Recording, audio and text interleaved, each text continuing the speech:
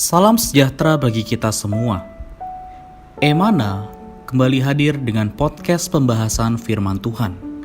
Semoga firman Tuhan yang murni mampu merawat batin kita, menguatkan roh kita, dan membangun iman kita di hadapannya. Silakan menikmati podcast Emana hari ini. Puji Tuhan, salam damai sejahtera bagi kita semua. Kita berjumpa kembali di dalam program pelayanan podcast Emana. Kita bersama-sama menikmati firman Tuhan. Saya juga mengundang Saudara Henry Fanuel. Selamat bergabung, Saudara Henry.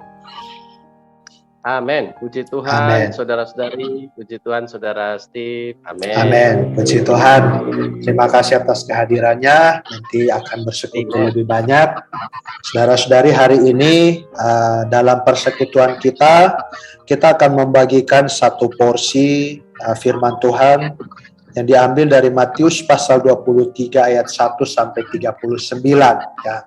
Saudara-saudari boleh meluangkan waktu untuk membacanya, dan dari porsi ini kita akan melihat satu renungan yang judulnya adalah teladan rendah hati. Ya, jadi Saudara Henry nanti akan membawa kita melihat mengenai teladan rendah hati. Sebelumnya saya ingin membacakan satu ayat bagi kita di dalam Matius pasal 23 ayat 11 sampai 12. Saya bacakan bagi kita. Barang siapa terbesar di antara kamu, hendaklah ia menjadi pelayanmu. Dan barang siapa meninggikan diri, ia akan direndahkan. Dan barang siapa merendahkan diri, ia akan ditinggikan. Puji Tuhan, ini adalah porsi ayat yang menjadi dasar perenungan kita. Selanjutnya, waktu saya persilahkan kepada Saudara Henry untuk membawa kita masuk dalam persekutuan. Amin. Amin. Puji Tuhan, saudara-saudari. Kita bersyukur dalam Matius pasal 23 ayat 11 sampai 12, ini adalah perkataan Tuhan. Perkataan Tuhan Yesus sebagai anak Allah, sebagai manusia Allah. Puji Tuhan, dia merendahkan dirinya. Amin. Sebenarnya apa yang dia beritakan adalah dirinya sendiri. Ya, dialah sang rendah hati itu sendiri. Dia merendah diri di hadapan Allah. Kita melihat berbeda dengan iblis. Kita tahu bahwa tujuan iblis memberontak adalah dia ingin meninggikan dirinya. Dia ingin setara dengan Allah. Inilah tujuan pemberontakan iblis. Namun, berbanding terbalik dengan iblis, Tuhan Yesus kita adalah seorang yang merendahkan diri di hadapan Allah. Ya, kita melihat rasul-rasul mengatakan di dalam kitab surat-surat kirimannya, rendahkanlah dirimu di bawah tangan Allah yang kuat dan lawanlah iblis, ya kan? Terus dari bagaimana kita melawan iblis, melawan Satan melalui merendahkan diri. Karena itu di sini Tuhan mengatakan, barang siapa merendahkan diri, ia akan ditinggikan. Tuhan di dalam kitab Filipi, dia merendahkan dirinya 7 kali. Tidak hanya merendah diri, tetapi merendah diri sampai mati di atas kayu salib. Seringkali kita hanya merendah diri, tapi belum sampai kita mati. Kadang-kala kita di depan orang merendah diri, tetapi di dalam kita masih hidup. Kita masih bersungut-sungut. Kita masih dongkol dalam hati. Saudara-saudari, kita harus merendah diri bahkan sampai mati. Saudari, ingatlah bahwa siapa yang meninggikan diri, ia akan direndahkan. Dalam kitab Yesaya, iblis 5 kali meninggikan diri. Akhirnya apa saudari, dalam kitab Wahyu, dia akan direndahkan sampai ke dalam lautan. Puji Tuhan, saudara-saudari. Haleluya. Tidak hanya Tuhan Yesus, kita melihat di atas diri hamba-hamba Tuhan. Ada banyak teladan orang yang merendahkan diri.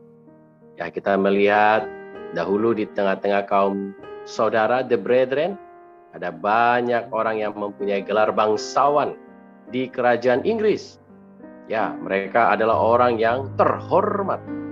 Namun, mereka mengembalikan gelar itu kepada kerajaan. Salah satu contohnya ialah John Nelson Darby. Ya, dia adalah seorang yang berbobot, berkapasitas, seorang pengacara. Namun, saudari, kita melihat sukar sekali menemukan atau melihat selembar fotonya. Ya kan, saudari, dia tidak mau meninggalkan fotonya untuk orang lain. Ya, dia berkata, mengapa meninggalkan diriku untuk dilihat orang? Apakah supaya orang menyanjungku? Terus dari sungguh John Nelson Darby adalah seorang yang tidak mau dipublikasikan. Ya, dia tahu ini adalah cobaan iblis. Ya, ini adalah godaan musuh untuk meninggikan dirinya sendiri. Ya, saudara-saudari, banyak sekali saudari hamba-hamba Tuhan yang jatuh di dalam pencobaan iblis ini. Kita melihat saudara Robert Semeni juga adalah teladan yang lain. Dia tidak mencari nama, dia tidak membawa mencari muka, ya kan? Dia rela terhina, dia rela terkucil, ya kan? Dia selalu menghindar ya dari segala popularitas. Ya, kemudian juga ada Hudson Taylor. Ya, ada seorang pendeta terkenal. Ya, dari Skotlandia berkata bahwa Hudson Taylor, ya, dia adalah seorang yang memiliki pekerjaan yang sangat berhasil. Sungguh pekerjaannya diberkati oleh Allah. Ya, bahkan dikatakan pendeta ini berkata bahwa mungkin di bawah langit ini tidak ada orang lain yang mengalami kemuliaan berkat seperti Hudson Taylor. Namun dengan khidmat dan tenang, Hudson Taylor menjawab, dalam pandanganku tidak begitu. Kadangkala aku berpikir bahwa Allah mau mencari seorang yang kecil, yang lemah untuk dipakainya, supaya kemuliaan itu hanya baginya. Aku adalah orang yang demikian. Saudara-saudari, syukur kepada Tuhan. Hudson Taylor telah melakukan pekerjaan yang begitu besar, namun dia masih tetap menganggap bahwa dirinya adalah kecil dan lemah. Tidak karena keberhasilan yang besar, lalu menganggap dirinya besar. Ya, kita melihat dalam Alkitab, Rasul Paulus juga adalah demikian. Ya, Paulus artinya kecil. Ya, saudara-saudari, syukur kepada Tuhan, inilah karakter dari seorang yang melayani Tuhan, yang memiliki kerendahan diri di hadapan. Karena semua mulia hanya bagi Tuhan. Puji Tuhan. Amin. Puji Tuhan. Terima kasih Saudara Henry. Sungguh persekutuan yang sangat membantu. Saudara-saudari, kalau saya boleh menyimpulkan, teladan rendah hati ini terutama adalah kita lihat di atas diri Tuhan Yesus sendiri. Ya. Dalam kitab Filipi, ya dikatakan bahwa ya dia merendahkan diri, mengosongkan dirinya, ya mengambil rupa seorang hamba, rendahkan sampai taat sampai mati di atas kayu salib. Dan saudara-saudari, teladan rendah hati ini bukan sekedar untuk kita lihat dan kita tiru, ya. Tapi Tuhan Yesus sendiri sebagai persona yang rendah hati itu hari ini tinggal di dalam kita. Nah, saudara-saudari, hari ini kita hanya perlu mengontak Dia, memperhidupkan Dia melalui kita. Hasilnya kerendah hatian itu akan terekspresi melalui kita. Jadi kalau Saudara Henry menceritakan ada tokoh-tokoh rohani yang rendah hati, ya kita juga ada kesempatan yang sama. Ya, tergantung hari ini persona siapa yang kita perhidupkan. Ya. Apakah kita memperhidupkan Kristus yang rendah hati atau kita memperhidupkan persona yang lain. Ya. Semoga Tuhan merahmati kita menjadi orang-orang yang rendah hati. Amin. Untuk menutup persekutuan kita, saya minta dalam kasih sekali lagi Saudara Henry bisa memimpin kita dalam doa. Amin. Amin. Mari saudara-saudari kita berdoa.